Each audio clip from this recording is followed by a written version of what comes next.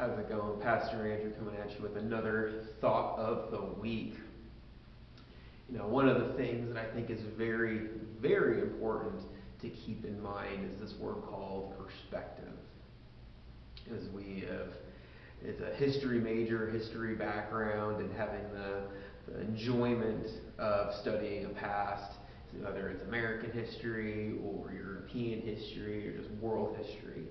One of the big things that we as a culture nowadays love to do, and as a historian it really bothers me, is we try to judge the past based off of current mindsets and current thought processes and what we consider to be no longer socially okay.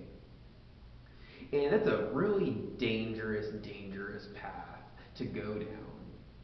Because a lot of times we live with this mentality that over the course of history, over a course of years, we've gotten smarter, we've gotten savvier, we've gotten more. Well, what's the word I'm looking for? Becoming more, honestly, a social justice warrior that we discovered over the course of time through the study of history that things that used to be okay are now longer okay, or now things that used to be okay are now no longer okay.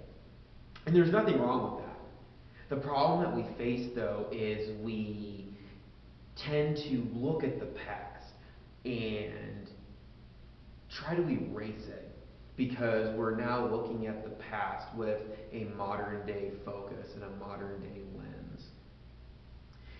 And the problem is when we try to erase history, we try to get rid of the past, we forget the past. We forget, things that happened. We forget how we got to this current and present moment. And it's a very dangerous slope that we unfortunately are starting to go down. Instead of teaching the past and saying this used to be acceptable in the past and it was wrong because of this, and this, we just try to erase it and say, oh yeah, that never happened. As Christians, it's scary to think that we're almost indulging in this mentality. We try to erase the past. We try to forget all the evil that the Christian church committed. The thing is the Christian church, we're people. We're sinful, we mess up, we screw up. And I think it's important that we don't forget those mess ups, we don't forget those screw ups, because then it teaches us of what not to do again. As we celebrated the 4th of July, this last couple of days, one of the big things that I've seen on Facebook is to protest the 4th of July. That's not real freedom. That, it was only freedom for select people.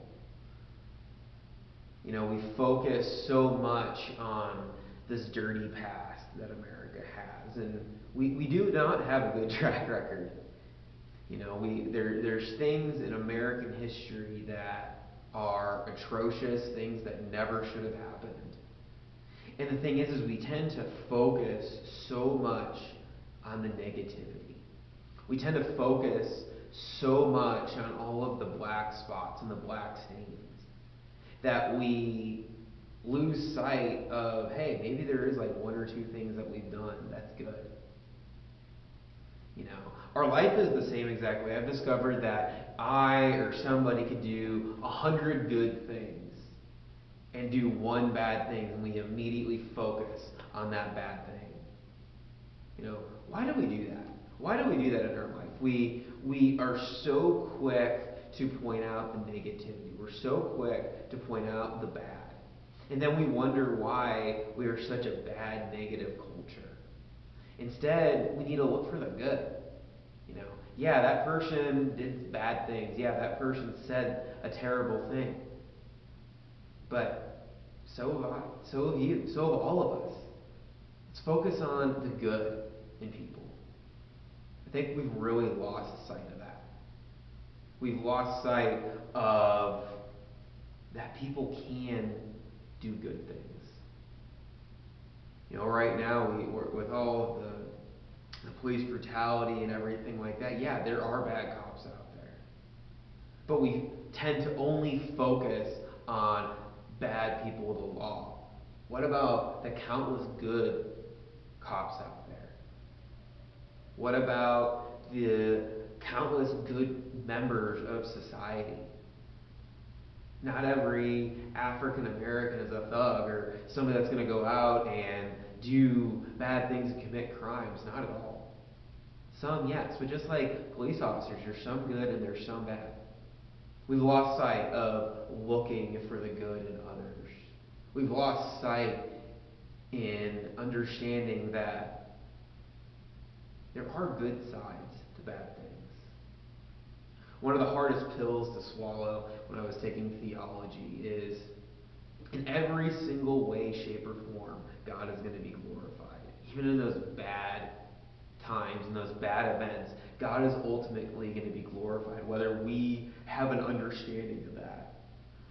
And the problem is with our small, finite brains of ours that we try to make logic out of everything, but there's just some things we can't make logical. There's some things that we're just not going to understand, and God's very clear about that we only have a small tidbit of understanding of who He is.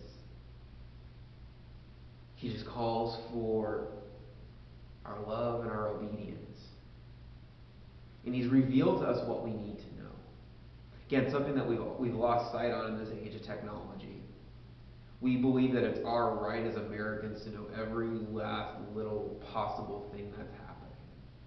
But that's not the case.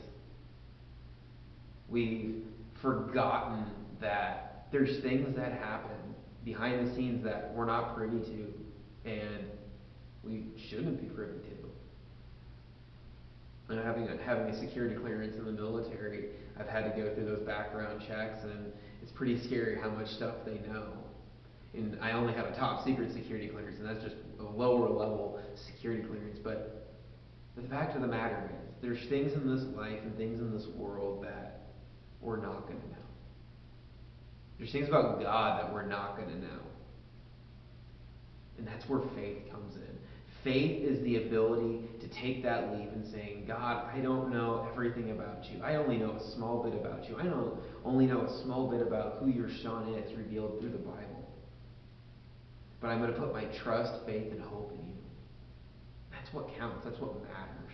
Not all of this other behind-the-scenes stuff. We think what we need to know every last inch of God. Have a good week.